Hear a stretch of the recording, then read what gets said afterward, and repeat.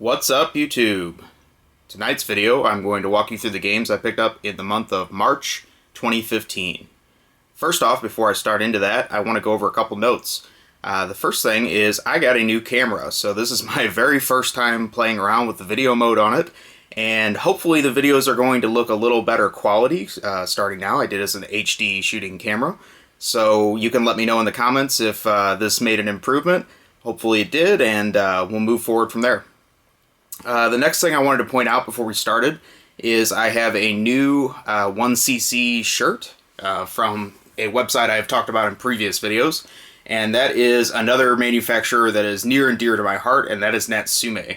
They like to make shirts based on popular, or actually unpopular, video game manufacturers and publishers, and I thought this one was a very cool shirt because, just like me, Natsume is serious fun. So thought I'd give a shout out to that first. Unfortunately, they are sold out now, so you can't get one of these, but I thought it was very cool while it lasted. The other note I want to go over before we start into pickups this month is that I went to my first ever video game convention this month. I checked out the Super BitCon in Oklahoma City, which was held last weekend. I thought it was very cool. I've never, like I said, had that experience before. There was a lot of rare games there for sale, and I picked up a few that I wanted for the collection. My only thing that I was a little disappointed in is there wasn't much Sega love, and I was primarily looking for games for the Sega system. So if you were looking for complete NES and Super Nintendo games, it's pretty much your heaven. There was a huge selection of that. So anyways, if you want to know more about the convention, you can send me a message, and I'll be happy to tell you about it. It was their second year, and I thought it went very smooth, so it was pretty cool that they did that. We'll go ahead and move into pickups, though, because that's why we're here today. So I'm going to start off with the Sony systems today, and we'll go over the PS1, the games I picked up for that this month. This first one is one that I don't see very often at all, and I thought it would be pretty neat to get. It's probably not a great fighting game, but that is Samurai Shodown Warrior's Rage. And this is one of the 3D Samurai Shodown games. This was not a Neo Geo title or anything like that, but I don't know, probably not very good, but whatever. Like I said, very rare game for the PS1. The next thing I got was a budget title that I pretty much just got because it's an Age Tech release. I do like some of their stuff. It's Fix the Adventure, and don't really know much about this. It's by the developer Effect, which, I don't know, they obviously weren't very big, so hopefully give that a shot, see how that one is. This next PS1 game I also got is probably one of the rarer games for the system.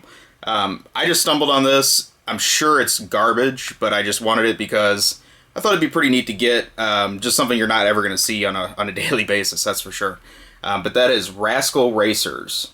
And pretty much your sign that this is not a high print run game is that it's by Telegames, which I believe is a UK developer. Typically they release some budget games at the very end of system lives. I know they did some games for the Game Boy Color that are also very equally rare. But yeah, just some crappy kart racing game and whatever. Just adding it to the collection. The next system I'll go over is the PS2. I got some better games for the PS2 this month. First one of these is a import game, and it was one that did not come out in the US, but it's one that I wanted ever since it did come out. It just kind of slipped my mind, and I stumbled on this, so I figured why not get it now. But that is Sega Rally 2006 for the PS2, Japanese PS2. The main reason I wanted this, it's a new take on Sega Rally that did not come out here. I don't think it's really supposed to be that good, but this is a box set, and it comes with 2 discs, so you get the Sega Rally 2006 pack.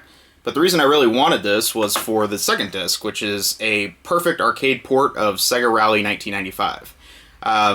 You really didn't get a perfect port when this came out on the Sega Saturn. It was near to a launch game, so I think they weren't able to devote a full effort to this.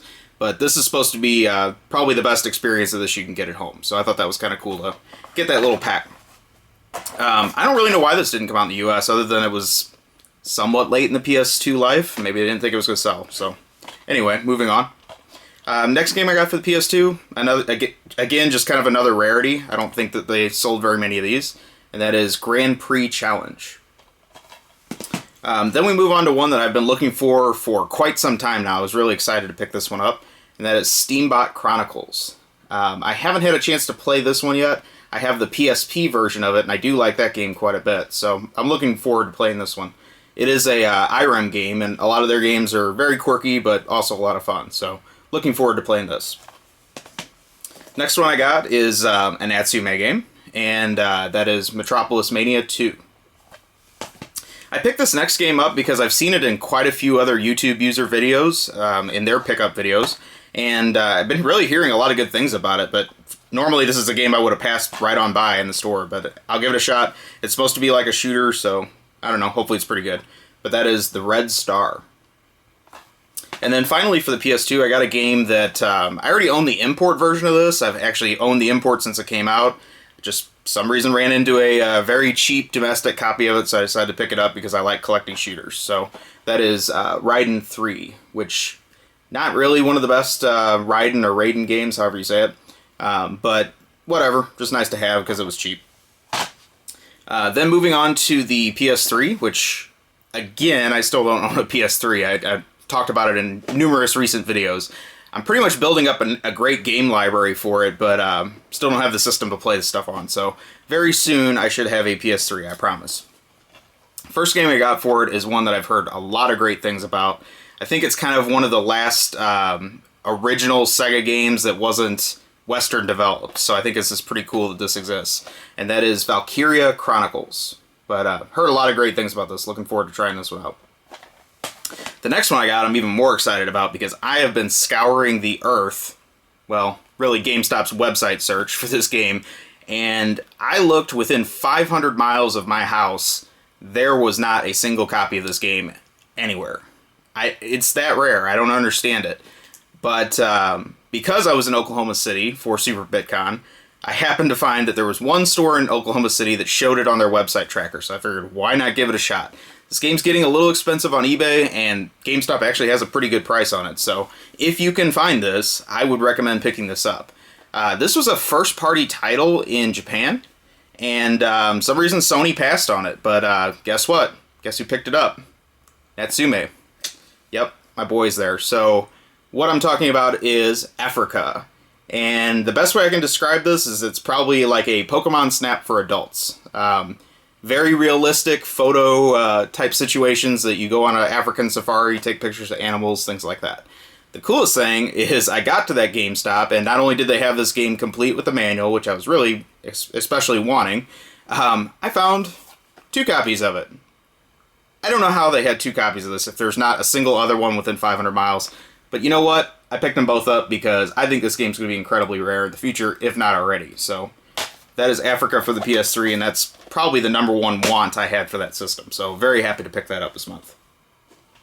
The next game system I'll go over is the PSP, sticking with Sony systems. So I got a pretty decent stack of PSP games this month. First one of those is Rainbow Islands Evolution.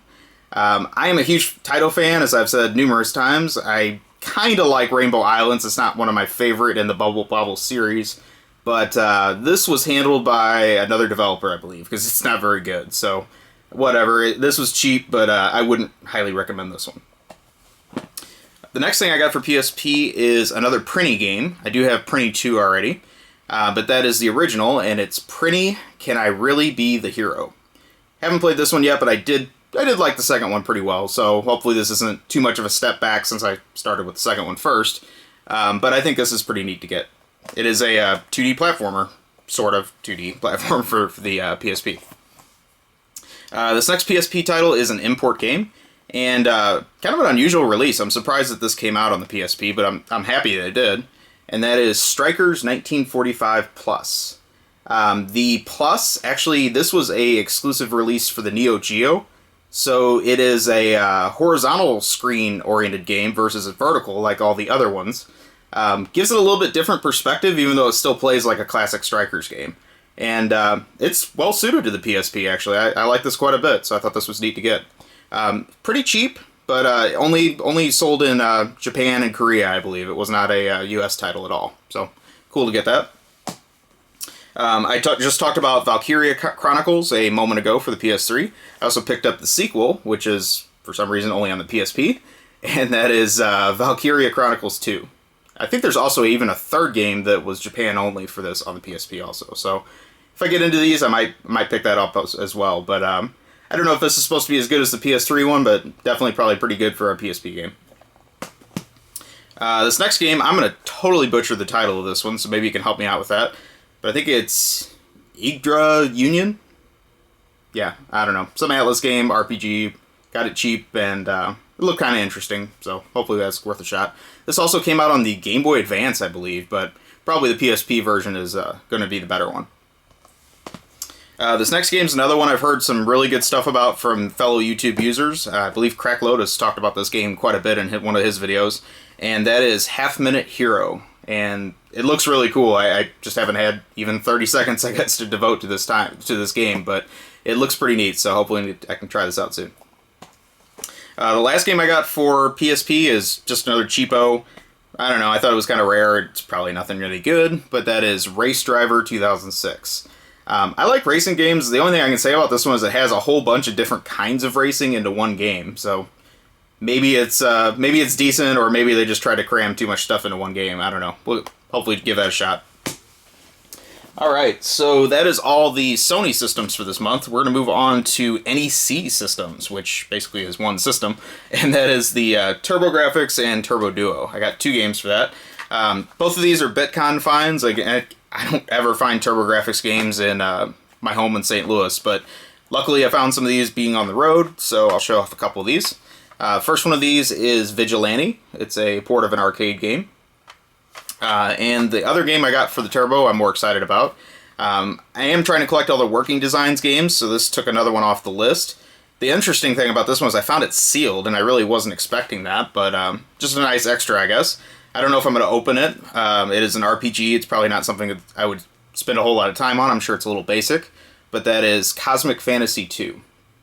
For some reason, there's been a large quantity of these found recently that are sealed, so it's not especially expensive if you want to pick one of these up, but neat just because, again, it's a Working Designs game, and they didn't make a whole lot. They actually did quite a bit on the Turbo. I think they had 4 CD games and 3 HuCard games, so decent effort considering most third-party publishers just completely ignored that system. Alright, so next we're going to move on to Sega systems, and we'll start off with one game for the Sega Game Gear. That is one of my favorite series of all time, and that is Ninja Gaiden. I always ignored this game. I thought it was a watered-down version of the NES game, but it turns out it's a completely unique entry in the series for the Game Gear, so haven't devoted a lot of time to this, but I think it's very cool that it exists. Hopefully it's pretty good. I've heard this is actually probably one of the most challenging Ninja Gaiden games ever, if you can believe that, considering most of them are considered incredibly challenging. So, neat to get that. And next we'll move on to the Sega Genesis. I am also trying to collect all the games that Renovation published in the US for the Genesis. So I'm getting pretty close to it, actually. I have all the games, I'm just trying to get boxes and manuals for everything. This was one of the last ones that I needed to pick up complete. I had the game, but I just needed the box and manual, so I got both of those this month. And it's actually one of my favorite Renovation games. They did a really nice job on this, or publishing this. They didn't make it, but that is Valis 3. And definitely love the artwork on this. I think it's very cool. A little bit rough, but if you compare this to the TurboGrafx artwork for this game, it's leagues ahead of that. But neat with the blue box and everything like that. It's kind of a cool game, which all carries over to the carton manual as well. Next game I got for the Genesis is one that I owned just the cart for a long time. I never really gave this game a fair shake, but it's actually excellent. The only thing I will say about this is you do need to use the 6-button controller to play it. You can play it with the 3-button controller, but it waters down the control scheme quite a bit. So it's playing it with a 6-button controller, it's very impressive, and that is a shooter. But it is Ranger X, and kind of a later release Genesis game. I think not a lot of people bought this, but as a first-party title, this was a very impressive game. The next one I got for the Genesis is one that I didn't know a whole lot about, but I've seen some screenshots, and it looked very good. But that is a medieval-themed kind of hack-and-slash 2D scroller, and it is Galahad. I did not get a box for this one yet, but I have a manual and cart for this. It is European developed, I believe. I did play it quite a bit, and I got very frustrated with it, actually. It looks great. I will say it's a very good-looking Genesis game, just incredibly frustrating gameplay, kind of a disappointment. So, I don't know, maybe skip that one. This next one for Genesis is another one that isn't very good, but it is very expensive now, and I got very lucky to get this cheaply. But that is a pretty much mint copy of Aero the Acrobat 2. Aero the Acrobat is super easy to find for the Genesis, but for some reason the second one, not common at all. So, neat to get this complete. I mean, it barely looks like it's ever been played, so very cool to add that to the collection. Next one I got for the Genesis is Wolverine Adamantium Rage. I have owned this game on Super Nintendo for a while, and it's kind of lousy, but the Genesis one is interesting because it was a totally different team that developed it. It has some of the same themes, but it actually doesn't play quite the same way. But I will say that this one's even worse than the Super Nintendo game, so kind of a shame. It could have been better, but whatever. I did play it for a little while. Next one I got is World of Illusion, starring Mickey Mouse and Donald Duck. I have played Castle of Illusion a little bit. It is quite good. This one I've heard isn't quite as good, but I haven't played it yet, so I don't know, I'll give it a shot, hopefully. Next one I got was an upgrade. I've owned this game card only for about as long as I've owned a Sega Genesis, but I got a box for it this month. I'm still looking for a manual, and it is one of my favorite games on the Genesis. For people that say that the Genesis can't do good color like the Super Nintendo can with its limited palette, this game will amaze you, actually. They did some really nice touches with the color. And that is Wonder Boy in Monster World. Highly, highly recommend this game. If you like games like Zelda 2, you'll definitely like this game. It's an action RPG, but very easy to pick up and play and very challenging. So, cool game. Next one I got for the Genesis is complete. It weighs a ton. It's because it has a huge manual and a map inside the box, but that is Starflight, which I believe was an old PC game from the 80s. I couldn't get into this, but maybe back in the day this was more impressive, I don't know. But yeah, well, there it went. But this is the super thick manual that comes with that game. And then there's a, I don't know, map and a warranty card and all kinds of stuff in there. So definitely an expensive package to produce, I would say, for its time. But yeah. The next one I'll show you guys is one of my favorite series, but this is not one of my favorite entries in it. And I won't blame Sega for that because they didn't develop this one themselves. They farmed this one out to somebody else. But that is Outrun 2019. I kind of like these futuristic games, especially when you consider that 2019 is pretty much right around the corner. And we're not really racing around in jet-powered cars yet. So it was kind of cool to see their take on the future when we're not really there yet. This next one I got for the Genesis is purely based on collecting purposes. I've owned this game for the NES for a long time. It's terrible, like all the Wisdom Tree games. And that is Joshua and the Battle of Jericho. Because we all need some Bible games on our Genesis, right? The one thing I will say about this is it has a paper box, before even the Genesis games went to paper boxes. The cartridge is unlicensed and is kind of a funky shape, not your typical Genesis cartridge. The other thing I thought was funny about this, and this is how cheap they were, is the manual is also a little unusual. It looks nothing like a normal Genesis manual. But they actually included the same manual in this version, the PC version, and I think even the NES version. It just says inside, pick the one that you have, which is quite lazy if you ask me. So, whatever. But yeah, definitely one you don't see very often. The Wisdom Tree games are very hard to find complete for the Sega Genesis. The last one I want to show you guys for the Genesis is an upgrade. Again, I'm collecting the renovation games, so I found a manual for this month. And a better looking cartridge actually too, so I upgraded both. But that is Gain Ground, and this is one of my favorite renovation titles. It's based on an old Sega arcade game. It's very good. I highly recommend this game. The next system I'm going to go over is the Sega CD, and I got 2 games for that this month, but both of these are big ones, and ones that I was excited to get off my list. Both of these are Working Designs titles too, so very cool to pick those up because I like the artwork style on these. First one of these is Lunar, the Silver Star. And the second one is the sequel, Lunar 2, Eternal Blue. I have the deluxe reissues of these for the PS1 already. I've owned those for quite a while. But kind of neat to see these on the original system they came out on, and definitely cool to get these off the Working Designs list.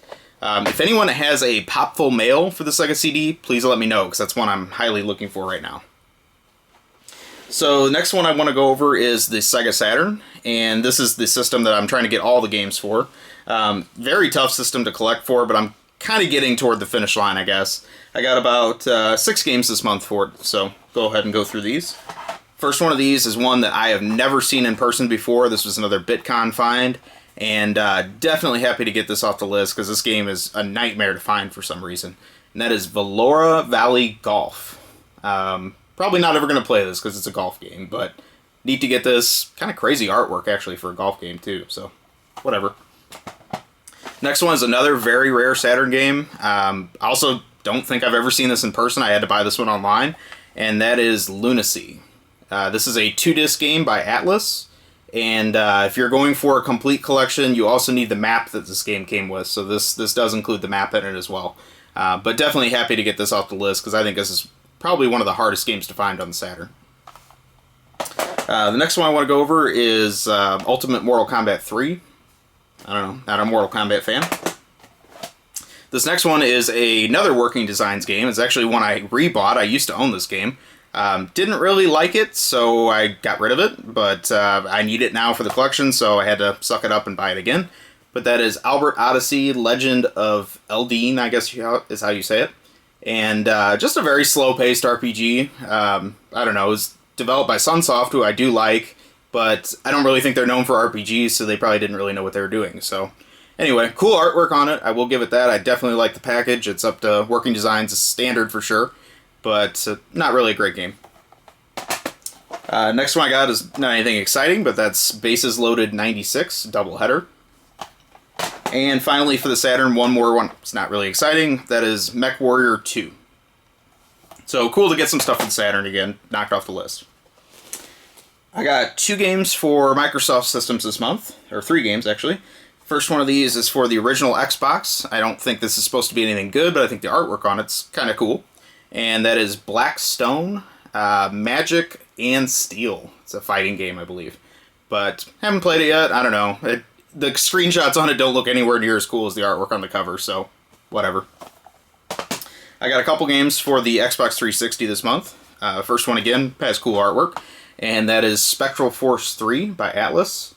Haven't really heard great things about this, so probably not that great, but neat that a strategy RPG exists on the 360, because not really a whole lot of choice with that on that system as far as I'm concerned. This last one I got for the 360 I only bought because I love Taito. Probably not ever going to play this because I hate flight sims, and that is Over G Fighters. But definitely one of the only Taito games for the 360 that made it over here, so I felt I had to get it just for the Taito collection. Alright, let's move on to Nintendo systems next, and I'll go over some games I got for the Super Nintendo. Decent month for that collection this month. And first one of these is Battle Grand Prix by Hudson Soft. Then I got Fighter's History by Data East. Next one's a big one. This is the last Mega Man game I needed for Super Nintendo. Very happy to pick this one up. And that is Mega Man X3. Not a perfect label on this one, but whatever. Definitely very happy to get this because it's not easy to find and it's not cheap. So cool. I'm done with the Mega Man collection on that system. Next one is King of Monsters 2. Then I got a cartridge with manual for 7th Saga, and it also, it also has the map as well, just no box.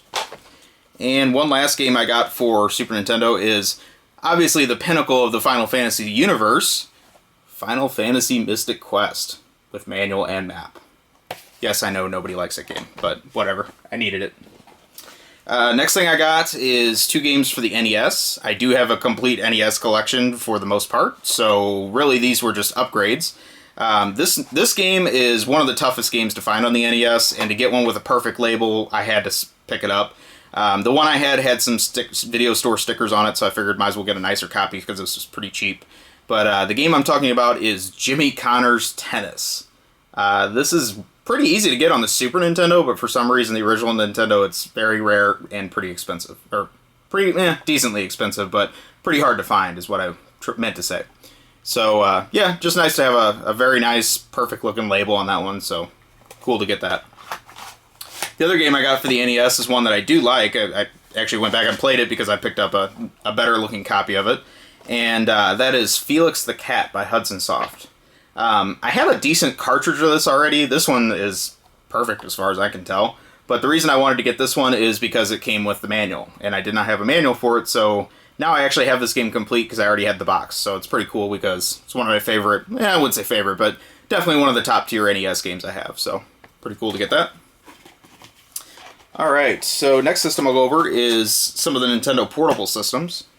First one of these is the original Game Boy, which I am collecting.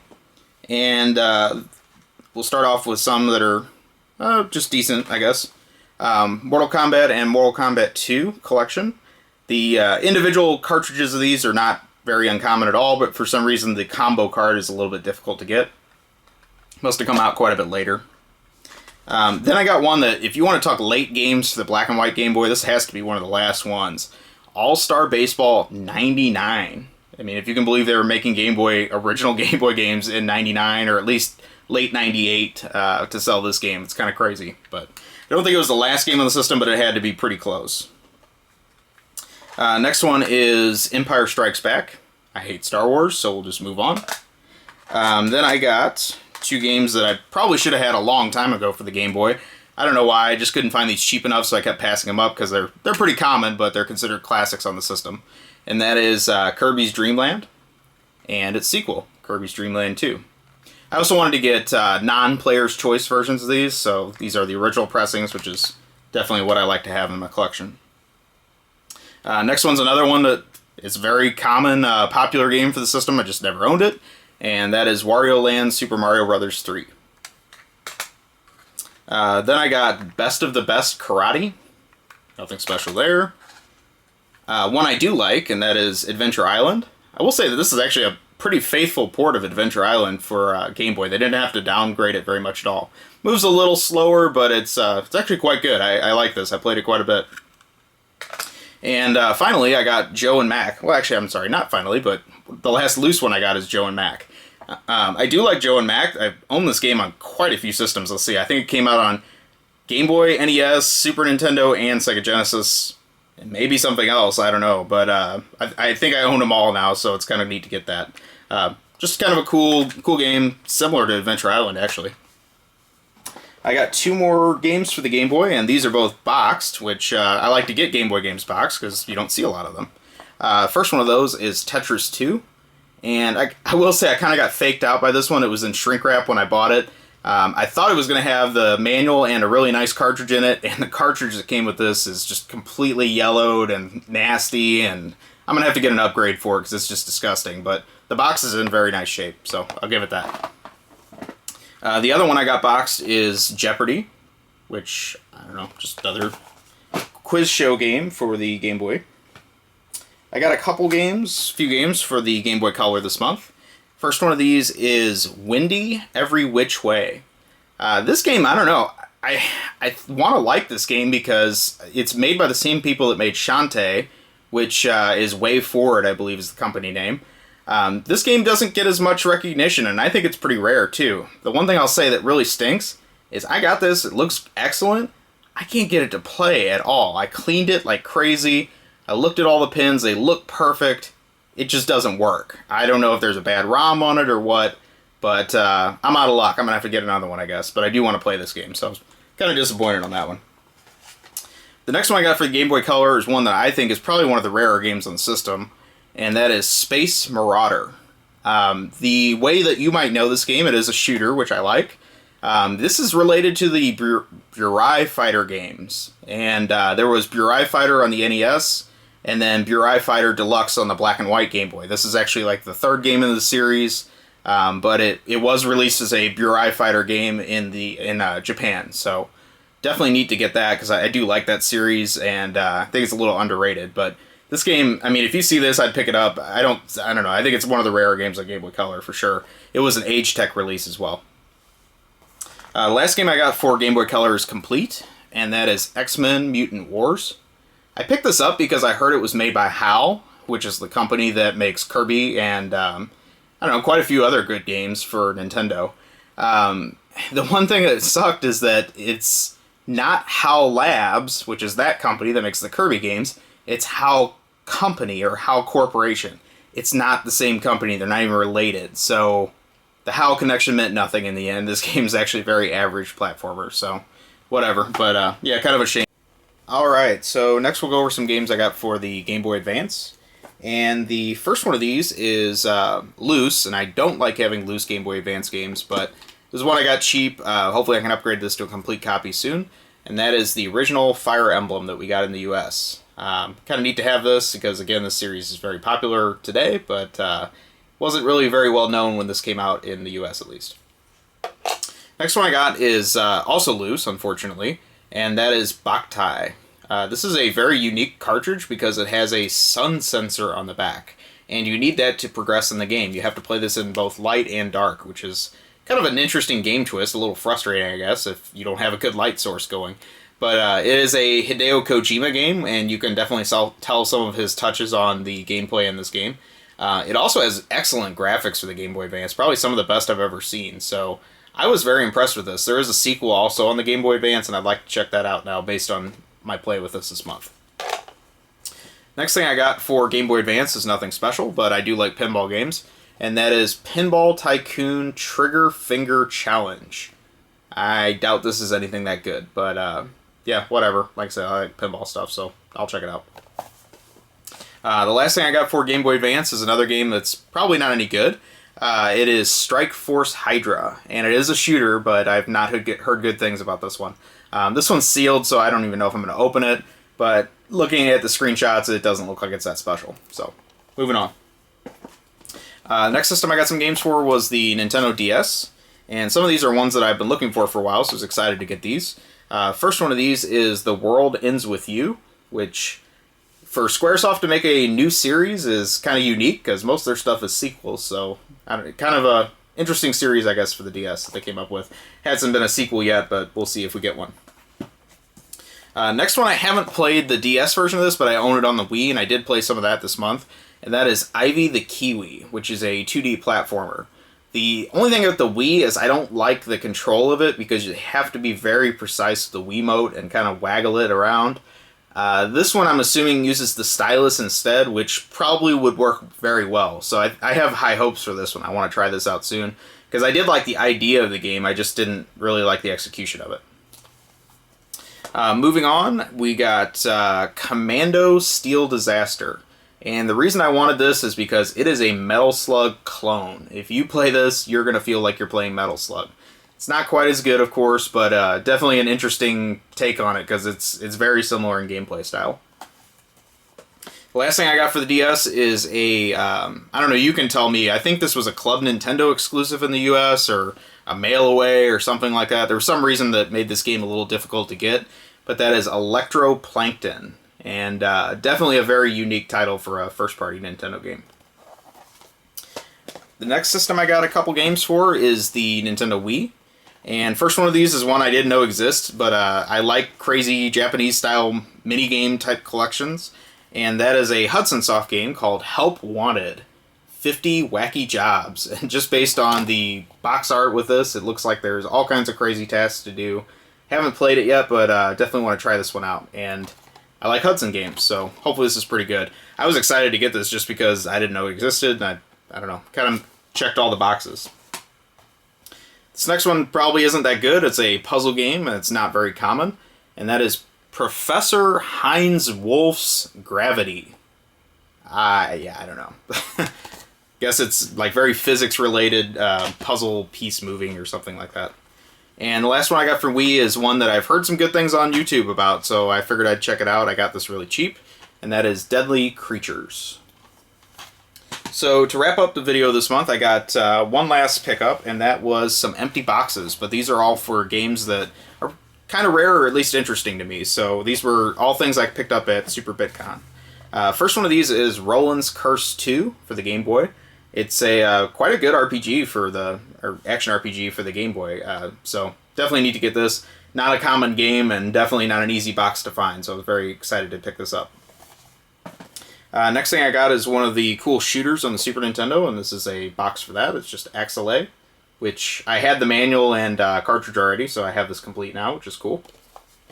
And then I got a box for Kendo Rage, which I think is definitely one of the more unique and very Japanese games for the Super Nintendo. I recommend picking this one up. Very happy to get the box for, because it's one I just never see. And then the last one I got for the Taito collection is Supernova. And I don't know why this isn't called Darius something in the US, but it is basically a Darius game. So if you passed it over just because you didn't know what it was all about based on the title, it's part of the Darius series. So check this out if you like the Darius fish-based shooters. So yeah, that pretty much wraps it up for the month. Please take a moment, like, comment, subscribe, let me know what you think. If you have feedback on the new camera, again, this is my first time using it, so if I screwed something up, I guess we'll catch it in editing, hopefully. And I'll hope to talk to you guys soon. If you have any questions, let me know. All right, see you guys. Have a good day or night, wherever you are.